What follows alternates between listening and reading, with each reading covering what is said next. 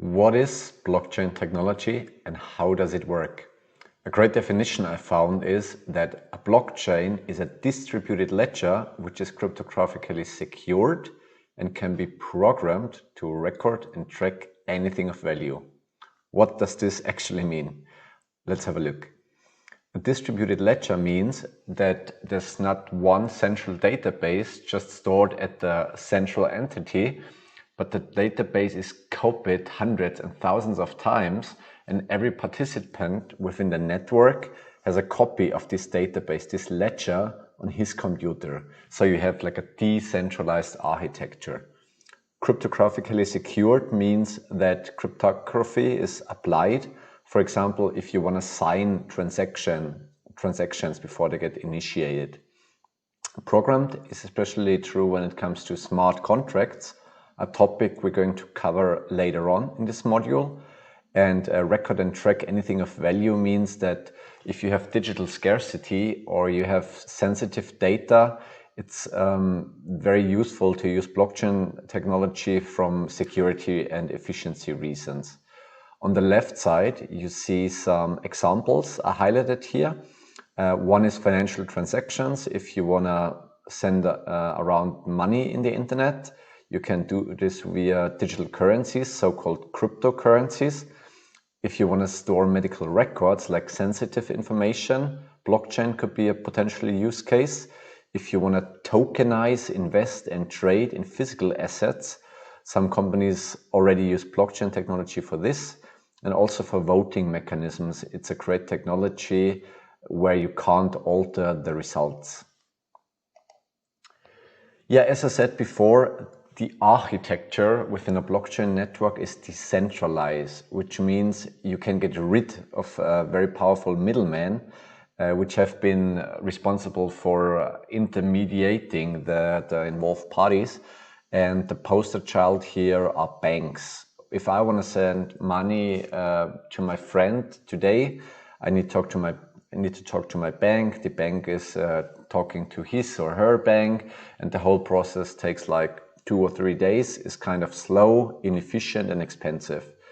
With blockchain technology, you can have a direct relationship, like a peer-to-peer relationship with, in this case, my friend or a recipient, and can make financial transaction within seconds or just a couple of minutes in a more efficient and less expensive way. Yeah, probably you might have asked yourself, why is it called blockchain? Where does the name come from?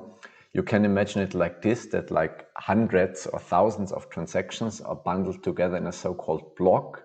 And once this block gets verified within a network, it gets added to the existing chain of blocks. And that's why you hear the word blockchain. That's where it comes from. And as I just said, this verification is done via so-called consensus mechanisms. And the most important ones are proof of work and proof of stake. And these two consensus mechanisms we are also going to cover in this module. So how does the blockchain transaction process actually work? In this case, I've chosen the Bitcoin blockchain to explain you in a few simple steps how it works under the hood. Let's imagine that Bob wants to send 1 Bitcoin to Alice. So he has to initiate a new transaction. This is being done by typing in the wallet address of the receiver, in this case it's Alice, and also signing the transaction, what we already explored in the previous step. Once Bob is hitting the send button, his transaction is being broadcasted into the blockchain network, the Bitcoin blockchain network, which consists of thousands or millions of computers, so-called nodes, which are scattered all over the world. These nodes are always searching and looking for new transactions entering the network and collecting them all together in a so-called mempool. Mempool stands for memory pool. So they are checking if these transactions are valid, if the sender has actually enough bitcoins in his wallet, if he's even allowed to send the amount of bitcoins he likes to send. and if the receiver address is also existing. So once the transactions are being confirmed, they enter the mempool, and every 10 minutes, like the heartbeat of the network, a new block is being created in the Bitcoin network. This block consists of thousands of transactions, where Bob's transaction is one part of.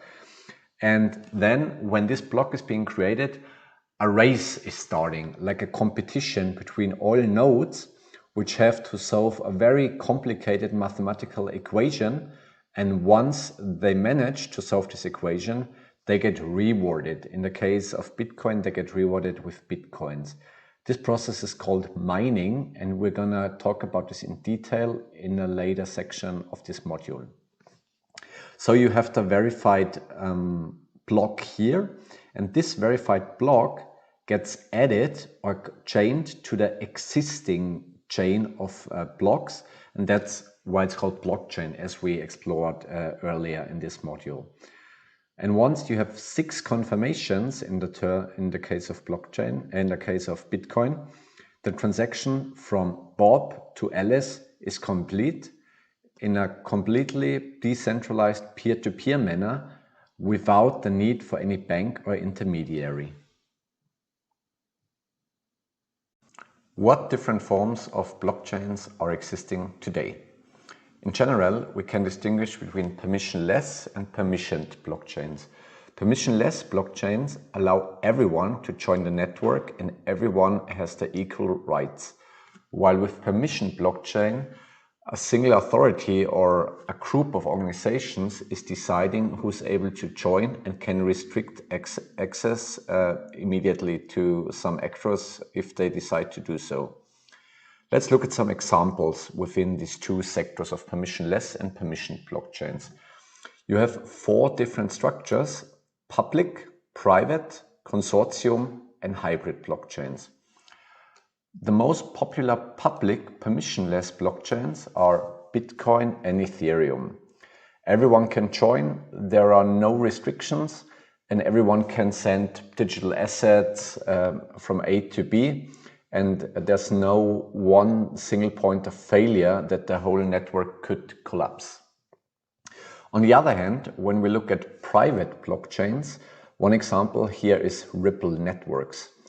Ripple is a payment system, a payment network, which wants to make financial transactions between banks and financial institutions more efficient. And they have the power to change the rules at any time and restrict certain parties to join the network. So you have one single point of failure, which makes it quite vulnerable for hacker attacks. Both private and public blockchains have drawbacks. Public blockchains tend to have longer validation times for new data than private blockchains, and private blockchains are more vulnerable to fraud and bad actors. To address these drawbacks, consortium and hybrid blockchains were developed. Looking at the consortium blockchain, a very interesting project here is Quorum. This project has been developed between JP Morgan and Ethereum, the Ethereum Enterprise Alliance, and is a group of organizations which wants to make financial transactions more transparent and also increase the settlement and clearing times of these financial transactions.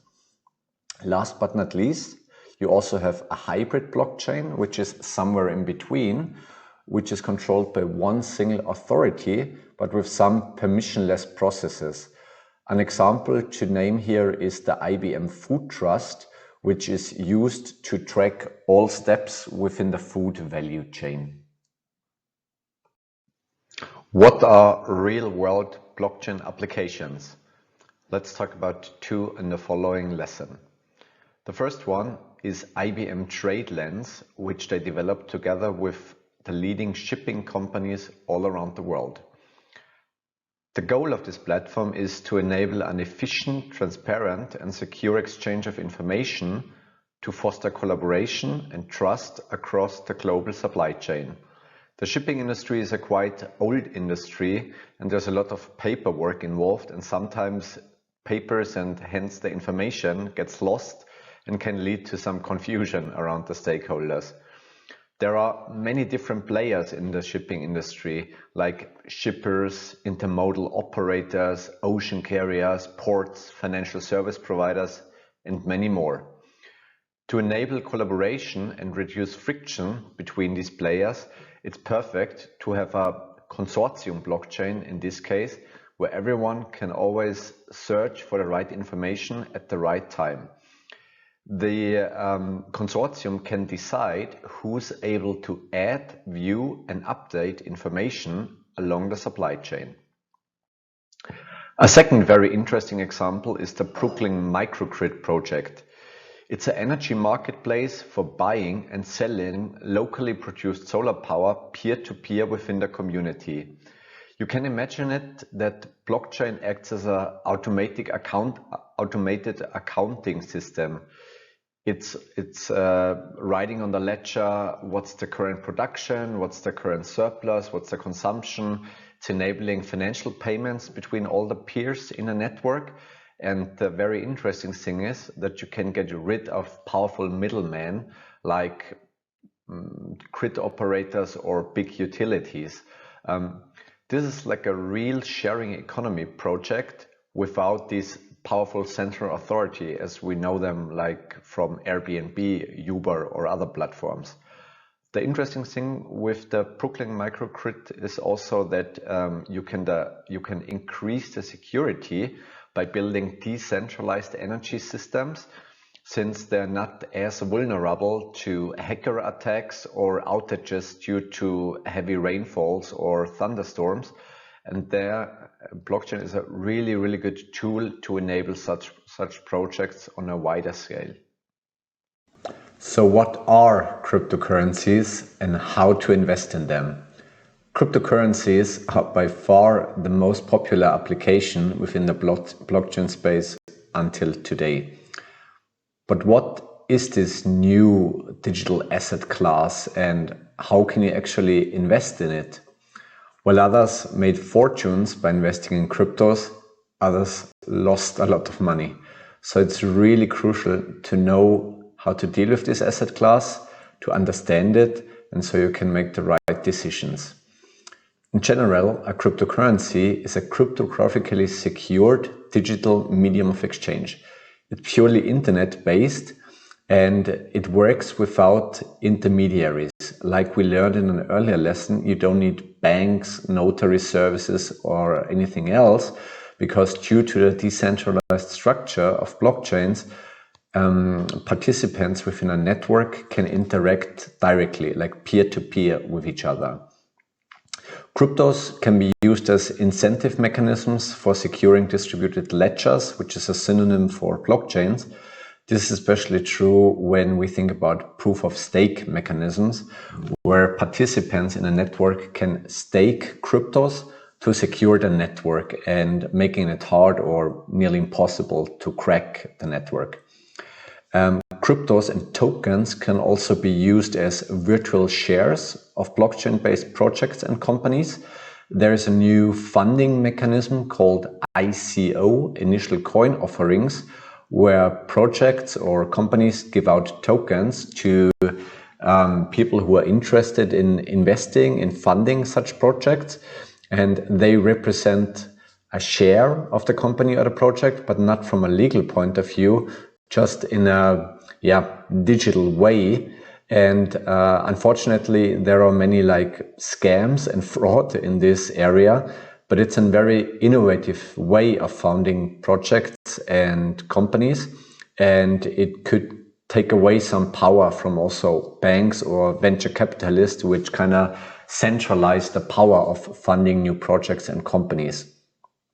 In general, cryptos can be bought and sold on crypto exchanges. There we can distinguish between centralized crypto exchanges and decentralized crypto exchanges. Another possibility to get your hands on cryptos is also so-called airdrops.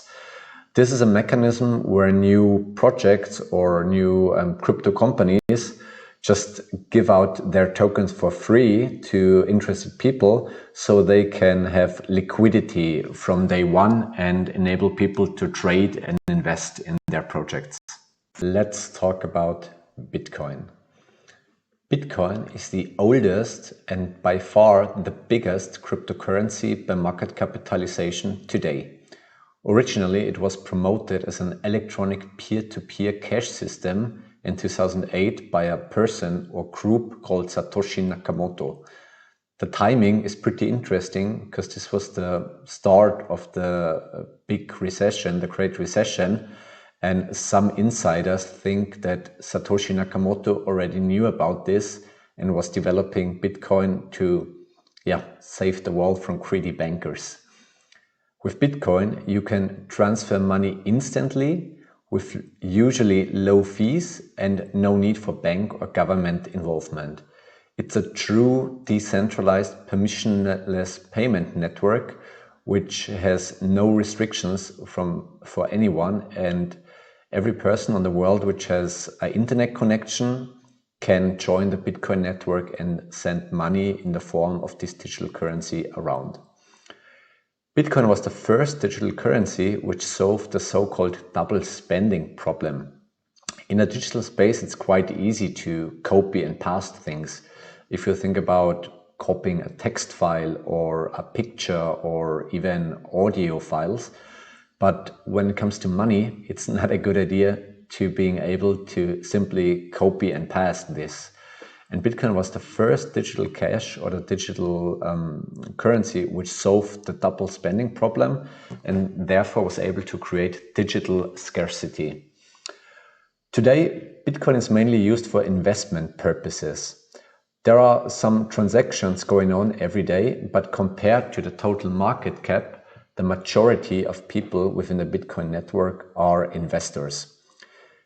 This is the case because it's deflationary, which means the maximum amount of Bitcoins is capped to about 21 million coins.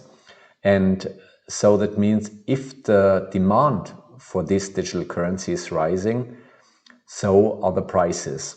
And as we're going to learn later on in the lesson, the performance since the inception of Bitcoin has been astonishing, and many people hold Bitcoin and have no incentive to spend it. The consensus mechanism of Bitcoin is proof of work, which means there are miners, and we are going to cover mining in the next lesson.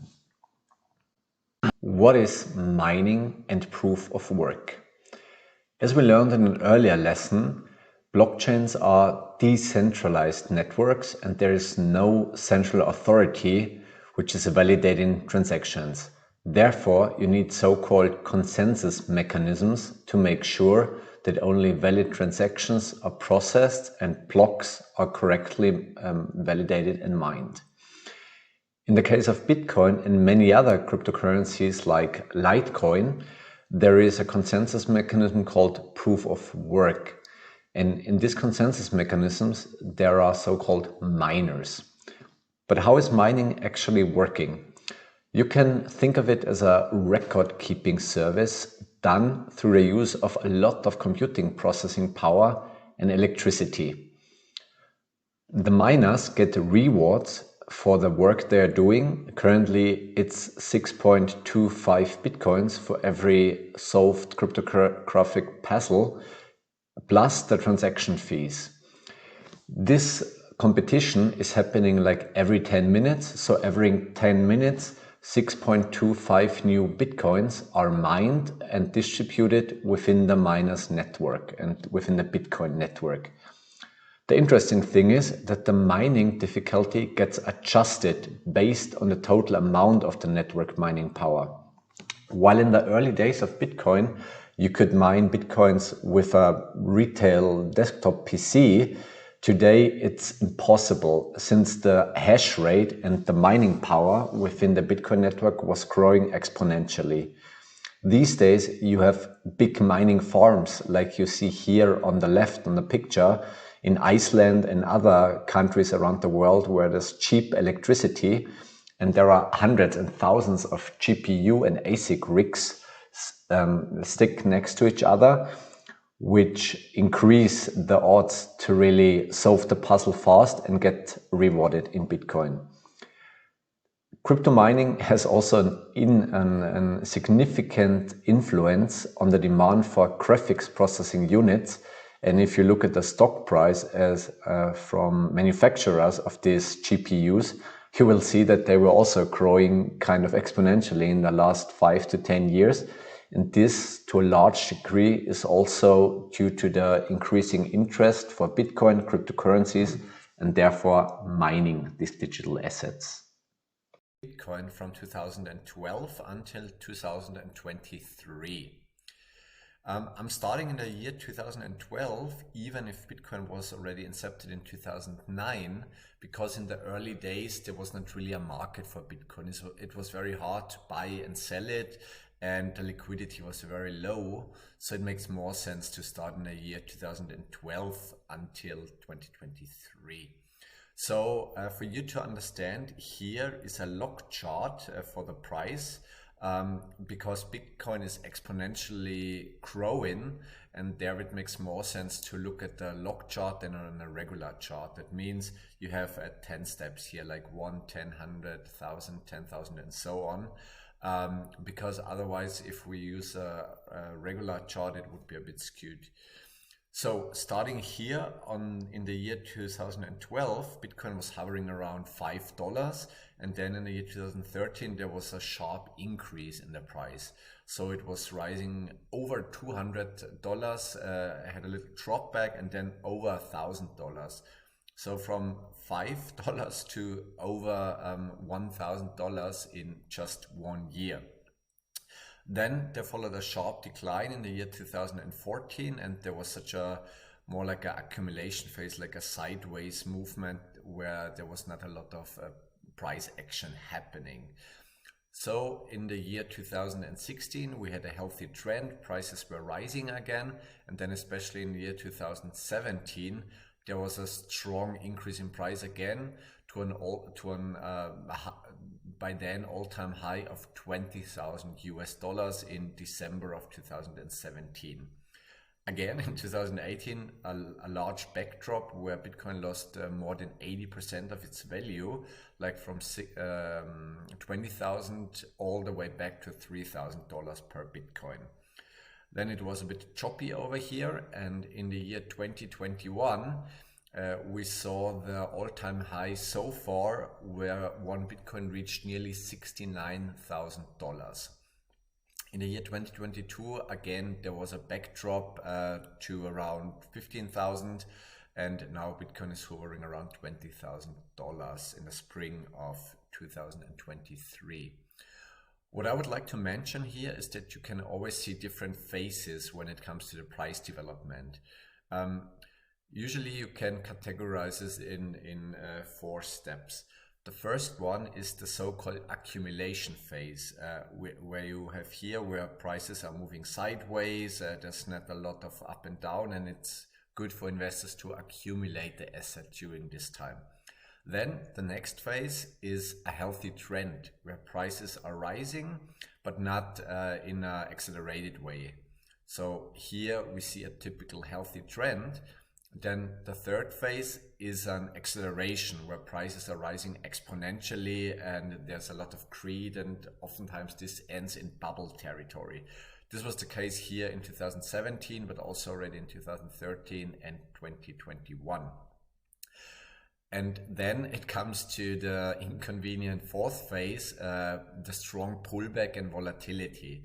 So once the peak is reached, there's a strong pullback and a lot of volatility. So prices are going up and down a lot.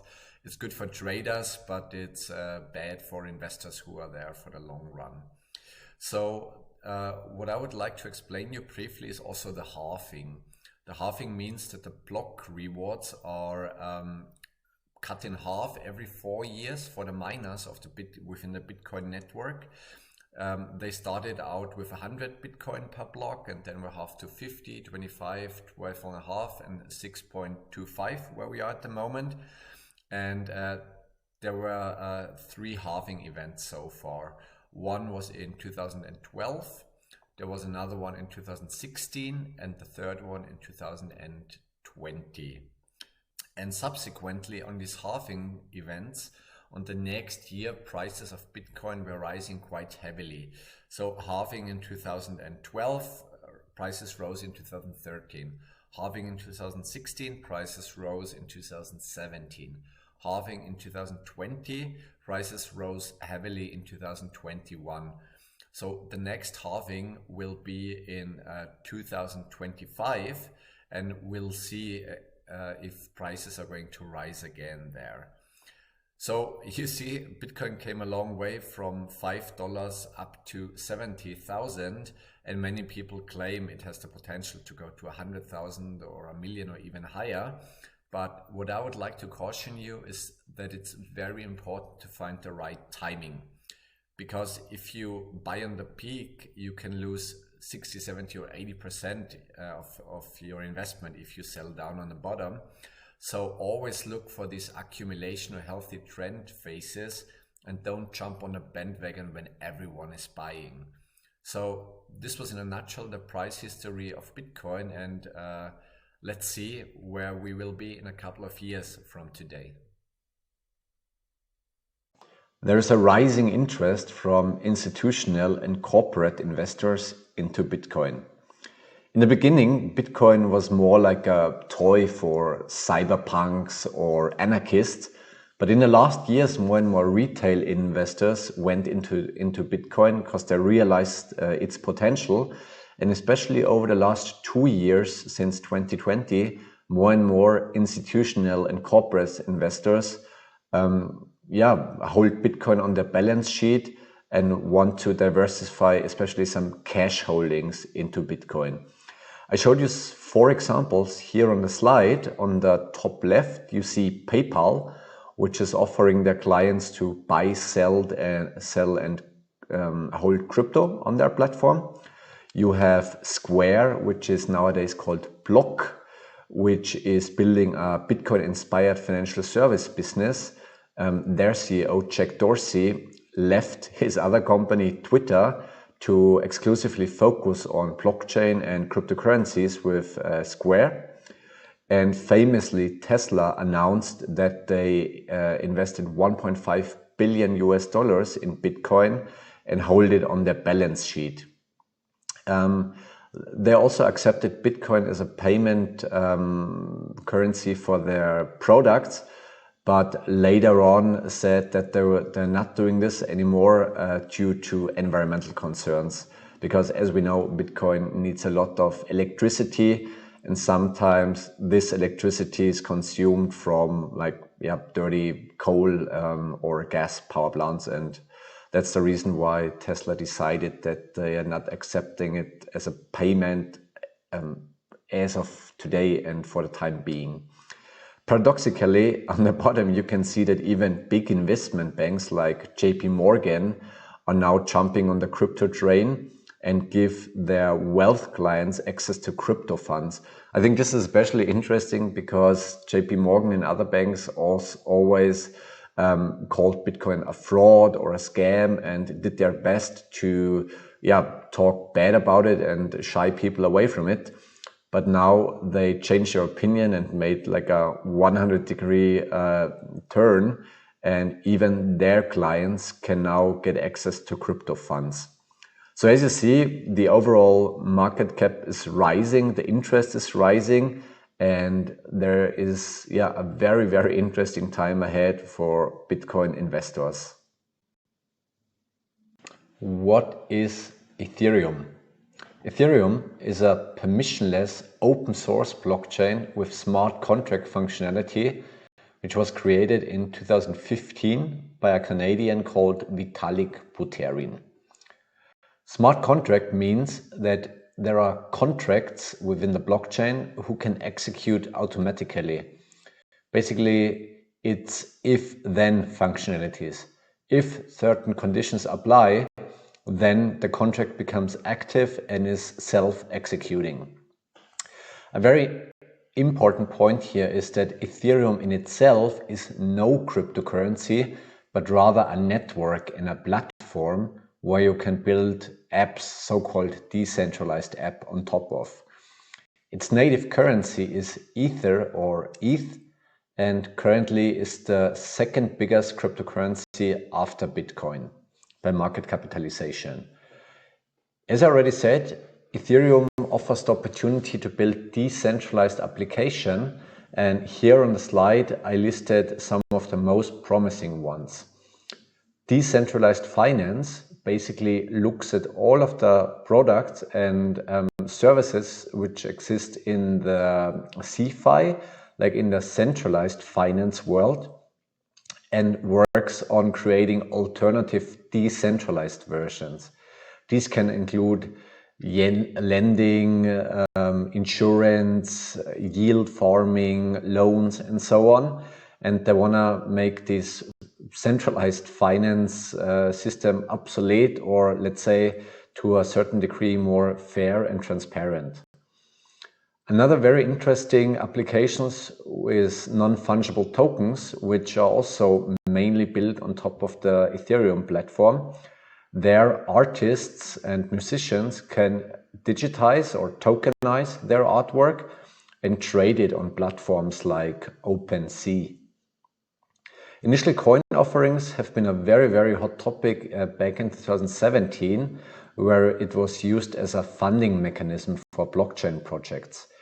I would say 90 to 95% of all the ICOs back then have been launched on the Ethereum network, where the founders created so-called ERC20 tokens, and all the investors who wanted to support the ICOs had to exchange their fiat money like euros and dollars into Ether, and then they exchanged the Ether against the ICO tokens back in the days. Super interesting concept is also the decentralized autonomous organizations concept. There was also an early mover back in 2016. It was called the DAO, and you can imagine it like a decentralized investment fund. There were thousands of people getting together in a community, and they had like one shared wallet and decided what to do with the funds in the wallet. So everyone was putting in ETH, and the community could decide on a non-hierarchical way how to spend the funds. So a DAO is pretty much a digital internet-based organization without any CEOs or management teams or old hierarchical rules, but rather run community-driven and based on smart contracts, which are also most of the time nowadays built on top of Ethereum. The maximum supply of ETH are around 120 million. And it's important to state here that in the beginning, Ethereum was inflationary and it had no cap in terms of the maximum mined Ether. But when they move over to ETH 2.0 later this year, they will also change to a new consensus mechanism to proof of stake, and there will be a cap on all of the Ether, which makes it a deflationary asset. Proof of stake and staking. What is it? How does it work? And how does it differ from the proof of work mechanism? Proof of stake is a consensus mechanism to validate transactions and blocks within a blockchain network. Instead of miners, there are validators who must hold a certain amount of the underlying asset to be able to participate.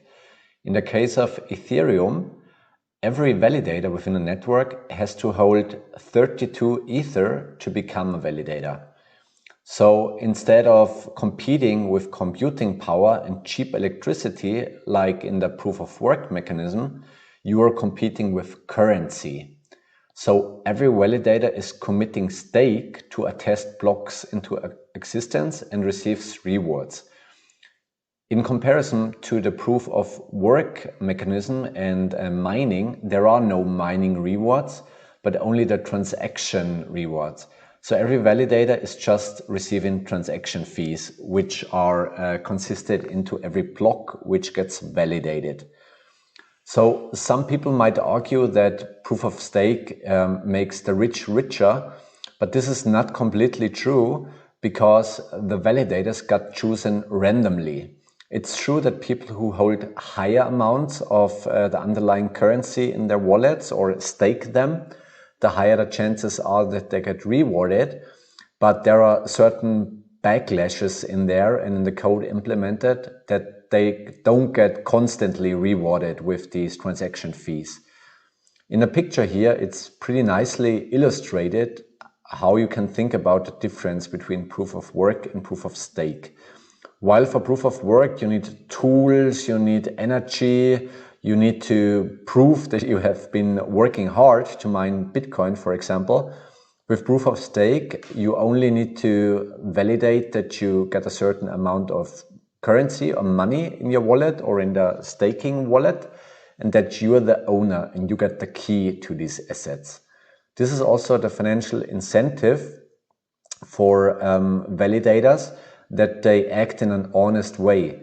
Because if they act maliciously and they validate wrong transactions or try to manipulate something in a network, all of their holdings which they've staked gets wiped out. So the incentive for them to be honest and validate everything in a correct way is very, very high. The benefits of staking is that you as a validator need no large investments in hardware. You don't need to buy hundreds or thousands of ASICs or GPUs. Staking in general, or proof of stake, is a more decentralized mechanism than compared to mining, since only a handful of big mining companies are controlling the overall market. And it's less energy intensive because you don't need to burn so much electricity, but only prove that you hold a certain amount of assets. In this slide, I want to show you the price history of Ethereum from the time of 2016 until 2023. Similar to Bitcoin, I started in the year 2016. Despite Ethereum being incepted in 2015, because in the early days it's always a bit hard to find a price which is really telling, because the volatility is rather low and there are no real markets there.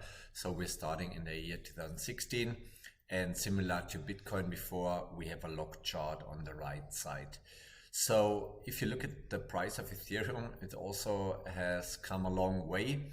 So after its inception, it started around 50 cents per ETH, and also was going through multiple boom and bust cycles. I'm going to explain you in this short lesson. So starting here in 2016, Ethereum was playing around with smart contracts, and there was a very popular project called the DAO, which is like a decentralized autonomous organization. And you can imagine it like this, that it's like a decentralized investment fund where the community was exchanging fiat currency like euro or dollars against ETH, committed them to the platform, and then the community decided where to invest this money. And this is why the value of ETH in 2016 rose pretty heavily here. Unfortunately, there were a bug in the code, and one hacker exploited this code and was stealing ETH worth 150 million US dollar back in the days. So the price dropped here pretty heavily, around 70% loss.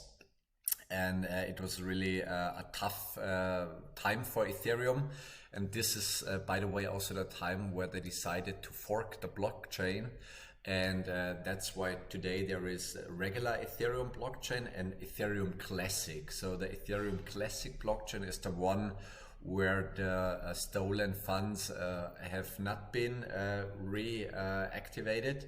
But with the bigger blockchain, the Ethereum blockchain, this transaction was eliminated. So here in 2017, similar to Bitcoin, the price of Ethereum rose pretty heavily as well. The main reason for this is because in 2017, the concept of ICOs, initial coin offerings, became very popular. And an ICO means that companies or projects related to blockchain technology can offer their own tokens in exchange for ETH. So let me explain the process for you. So let's say you have US dollars and you want to invest in an ICO, an initial coin offering.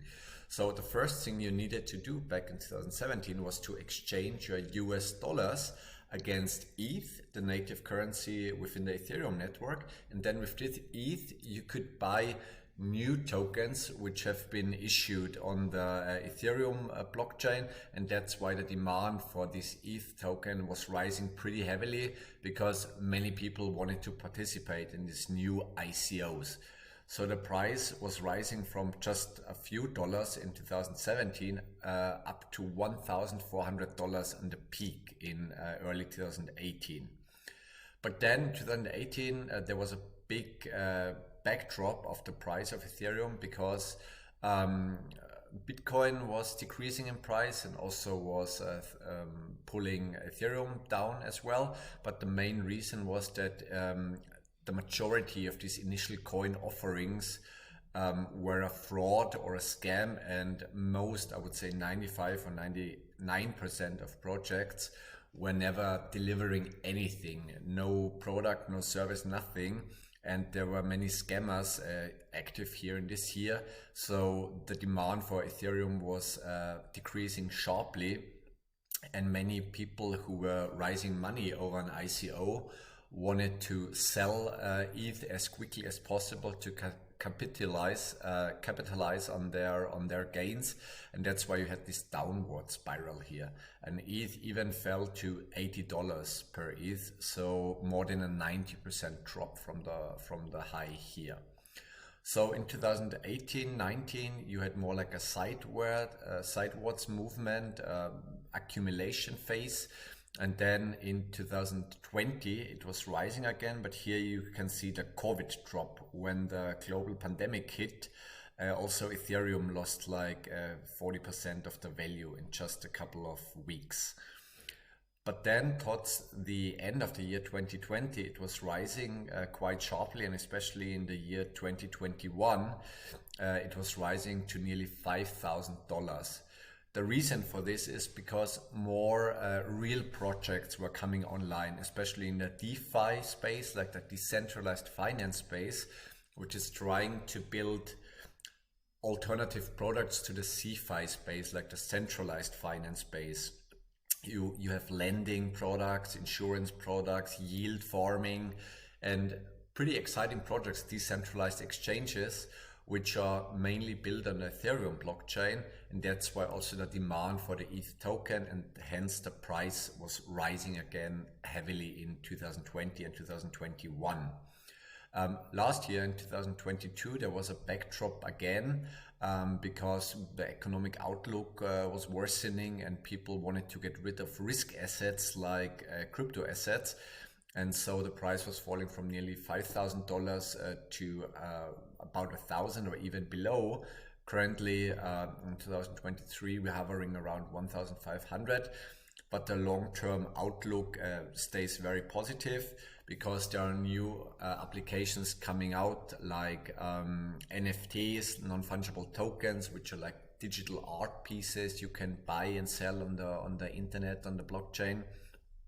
But also DAOs, decentralized organizations where creators get together and work on blockchain projects. And also things like identity via the blockchain is becoming more mainstream. So from an application point of view, I believe Ethereum is more interesting than Bitcoin, because there's just more applications built on top of the blockchain compared to Bitcoin. And that's why many investors also claim that the long-term perspective for Ethereum is more bullish than the one of Bitcoin. But the same here, be careful when you invest and if you invest in Ethereum, because as you see, it's super volatile as well, and timing is essential. So as I already told you in the Bitcoin video, I personally like when there's like little movement and more accumulation phase than buying on the top and being the last one to carry the bag all the way down. So always look for this kind of accumulation phase and only invest the amount of money you really can afford to lose, especially when it comes to investing in crypto assets. So by now you know how blockchain technology works, what Bitcoin is, and also what's Ethereum. But there are many other interesting crypto assets and blockchain applications within this space. And in this slide, I would like to show you 5 of them. Let's start on the top left with decentralized finance. Decentralized finance basically wants to build an alternative decentralized world to today's financial industry. So you have blockchain-based projects which offer brokerage, lending, exchanges, yield farming, loans, insurance, and so on. Most of these applications are built on top of the Ethereum platform and have seen tremendous growth in recent years. Examples to name here include Uniswap and Terra. Another very interesting application are so-called decentralized autonomous organizations, or short DAOs. DAOs are blockchain-based digital communities with common interests and wallets.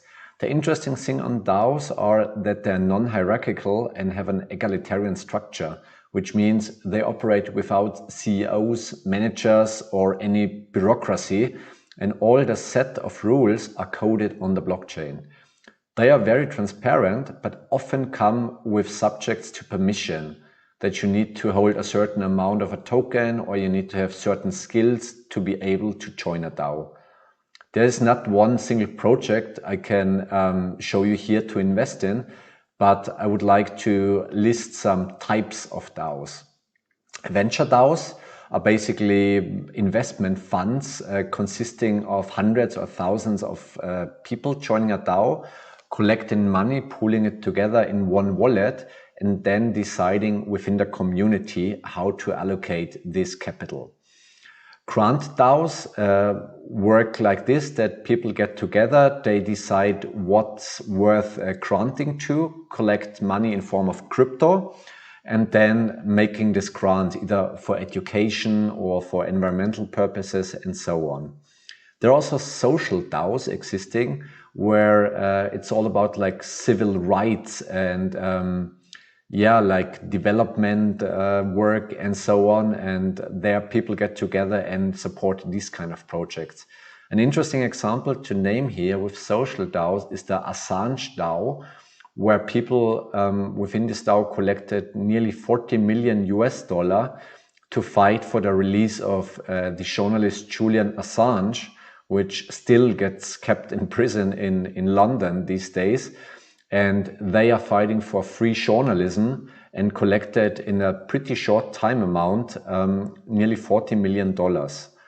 Another interesting concept of DAOs are so-called collector DAOs, where people who are interested in art or music get together, discuss about artworks and music and so on, and also can join forces to buy expensive artworks.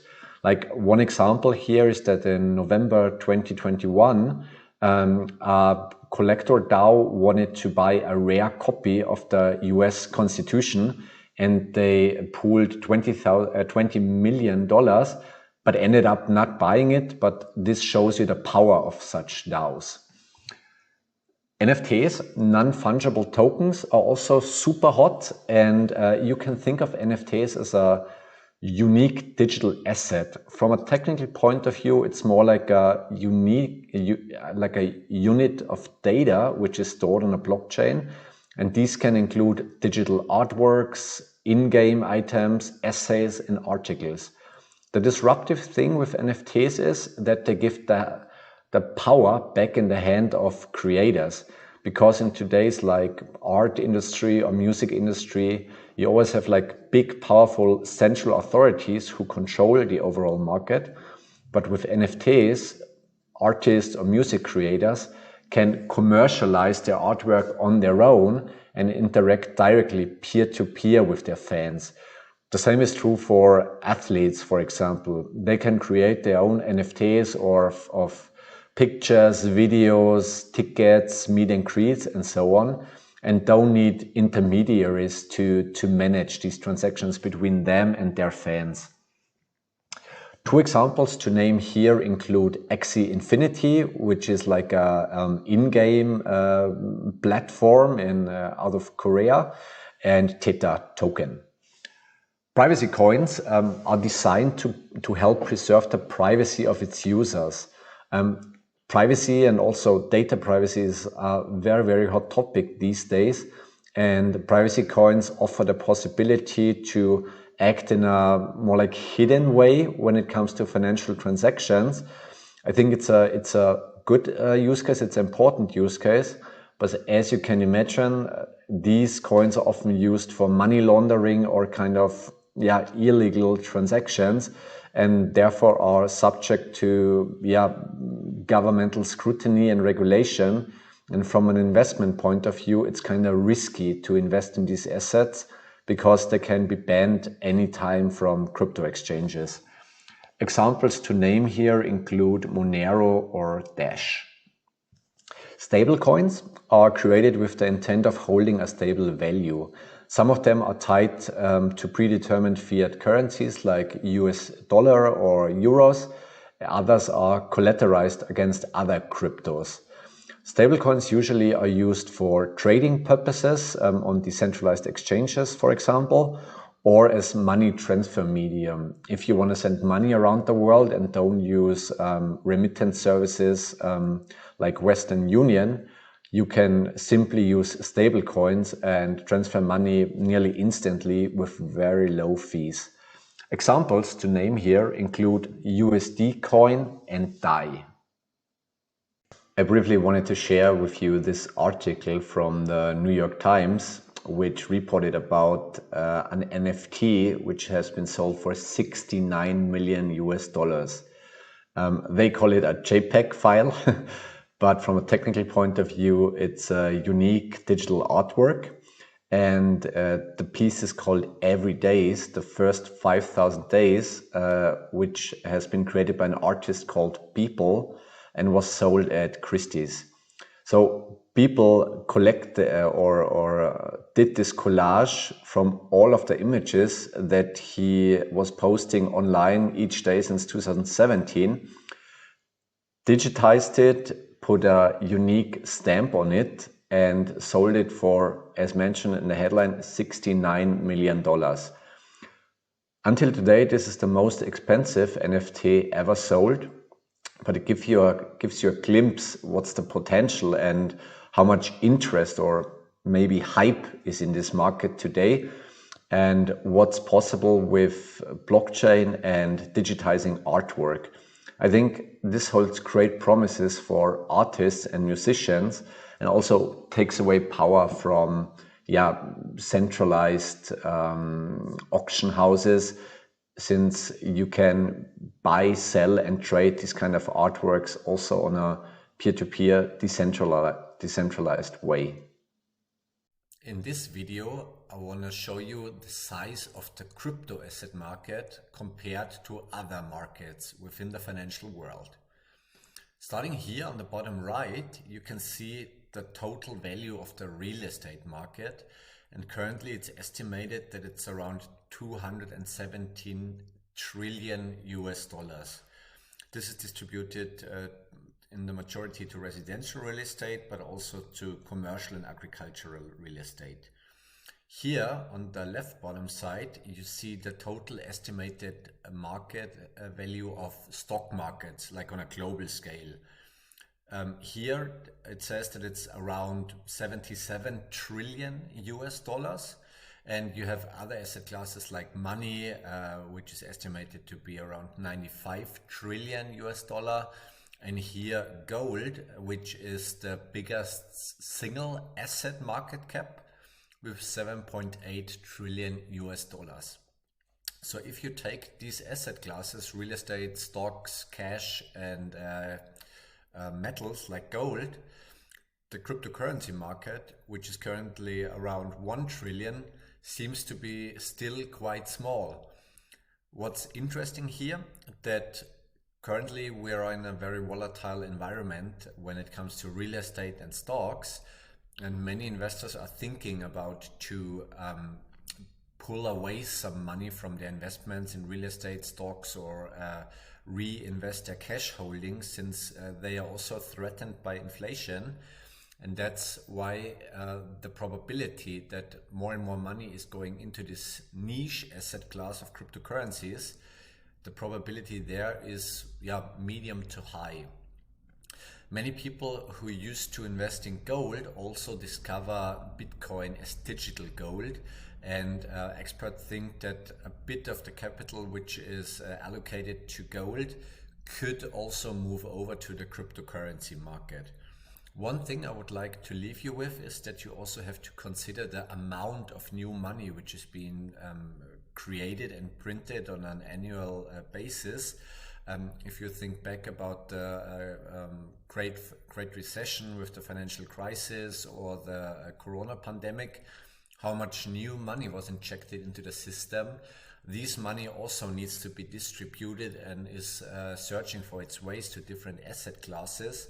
And currently it looks like that the central banks are continuing to print money even on a higher interest rate. But the amount of money will always increase. And since cryptocurrencies like Bitcoin or Ethereum have a fixed supply, the more demand they have and the more money is flowing into these assets, the higher the prices will get. So I think there's still a big potential for the cryptocurrency market to grow, but keep in mind that this is a super volatile asset class, and invest carefully. Valuation of crypto assets. Before you start investing in Bitcoin, Ethereum, or other crypto assets, it's important to understand how to evaluate these kind of assets.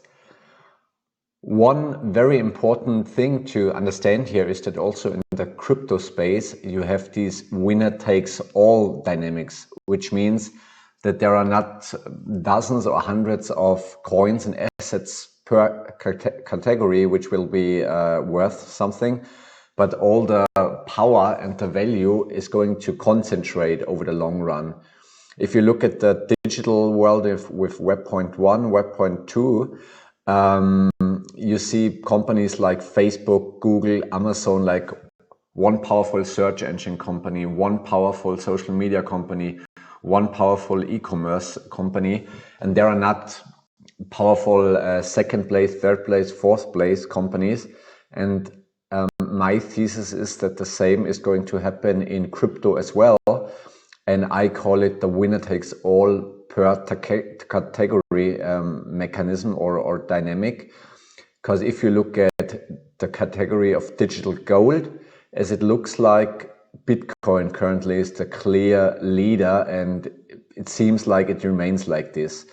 If you look at smart contract platforms, you have Ethereum, you have Solana, you have Cardano, but looking at all the metrics under the hood, Ethereum is by far still the leader. You have privacy coins, as we discussed before, with Monero, Dash, and others. And also in this category, you will have a concentration of power and wealth, and there won't be dozens of coins around which will be very valuable, but rather just one or maximum two. And this is a super important concept and thought process I want to share here with you. Very interesting thing is also that the most value will be captured by the underlying protocols, not the applications in itself. Let me explain this in this picture here. Here, looking at the traditional web, you have the protocol layer and the application layer and the value captured. The protocol layer in the traditional web is the TCP/IP protocol, where all of these applications are built on. In the early 90s, it was not possible to invest in the TCP/IP protocol, but later on, when these companies and these applications came up, it was possible to invest in them. And as we all know, these are now the world-leading companies in software and tech, and they have provided or grown at a tremendous speed and provided a lot of wealth to its investors. So Amazon, Google, Facebook, just to name a few. With blockchain, this approach is being flipped upside down, that the most value captured will most likely accrue in the protocol layers. And of course, there will be applications built on top of the blockchain protocols, but the overall value which is captured will be in the protocols. So think about what kind of protocols are out there today and where is the most development and the most activity happening. The two biggest at the moment are Bitcoin and Ethereum, and of course there are others upcoming, but the more and more applications are built on either one of them, the more powerful they get, and also the more valuable this network is going to get over the month and years to come.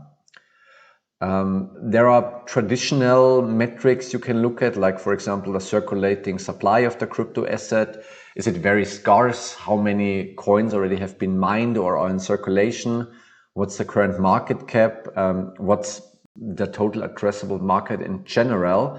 And then you have more like technical ratios, like the hash rate, the developer activity, or the transaction volume.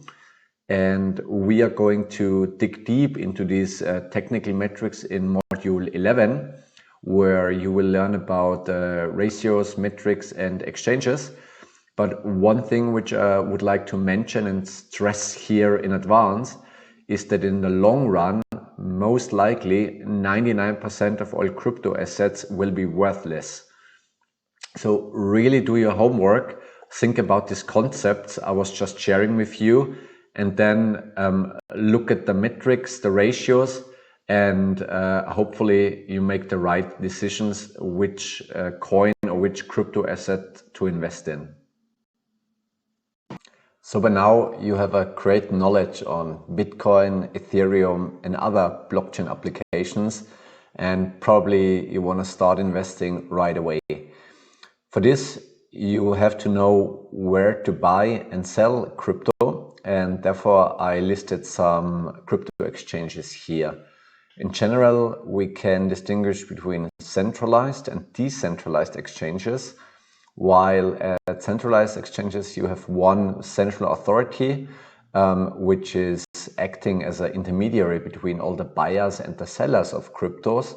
On decentralized exchanges, this central authority is replaced by a smart contract, and investors can directly exchange their tokens with each other. Starting on the left with Coinbase, it's a US-based exchange, very trustworthy, nowadays even publicly listed, and offering a wide variety of cryptos and the most common pairs. Kraken, also exchange, a US-based exchange, which is very well known in the industry for its high security standards. Binance is by far the biggest crypto exchange by trading volume. They have a huge variety of selections, and nearly every token, it seems, is available on Binance. Bitstamp, a European exchange, originally founded in Slovenia, nowadays in Luxembourg. They offer not a lot of pairs, but the most common ones is Bitcoin, Ethereum, Litecoin, and so on. A very new and interesting concept are the decentralized exchanges. Here you see the logos of DXDY, Uniswap, and PancakeSwap. As I said in the beginning, investors can directly interact with each other and exchange tokens. What's important to note is that you can only exchange tokens from the same blockchain. So if you want to exchange Ethereum, you can only exchange Ethereum with other ERC20 or Ethereum tokens, for example. Last but not least, I want to emphasize that it's very important that you choose trustworthy exchanges. And you also have to think about if you want to leave your coins on the exchange or you want to store them on a local hardware ledger, for example. Because if an exchange gets hacked, all your holdings can be gone, and this unfortunately was the case multiple times in the past. So always think about where to store your coins, how to store your coins, and yeah, I wish you happy trading and happy investing.